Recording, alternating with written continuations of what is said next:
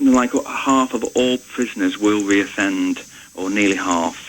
Now, that's an alarming statistic as far as I'm concerned. I managed to visit Preston Prison before I became the candidate and listened to prison officers as to how they were trying to rehabilitate prisoners. Quite difficult because of the cramped conditions they've got there. And one thing they did tell me was that if someone's sentenced for less than 12 months prison, they get no help at all when they come out of prison. They just get the £48, I think it is, and are left to their own devices. And pretty much, 9 times out of 10, they'll end up on the same area with the same people, the same colleagues, and will end up reoffending. And Lancashire County Council and the police work with a charity in Preston called Inside Out. This is a charity that actually helps offenders when they come out of prison if they've been sentenced for less than 12 months. And I met one of the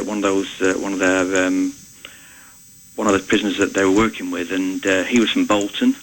He was 31 years old. He'd been released and said to me he would definitely, if he hadn't had the help, would definitely be reoffending, back on drugs, sofa surfing because he had nowhere to live. But the charity found him somewhere to live, found him some accommodation, got his benefits sorted out, his medication, and gave him some diversionary activities, and he was on the straight and narrow, which was a great news story. So reoffending is something I do want to work on, and that won't be done. One thing I will say is that the Police and Crime Commissioner will not work on his own. He will have to work in partnership with the criminal justice system, at least with the criminal justice system. That's from Crown Prosecution Service all the way through the courts to prison and probation, youth offending teams and drug and alcohol action teams. Those sorts of bodies he will have to work with. So that's one of my targets.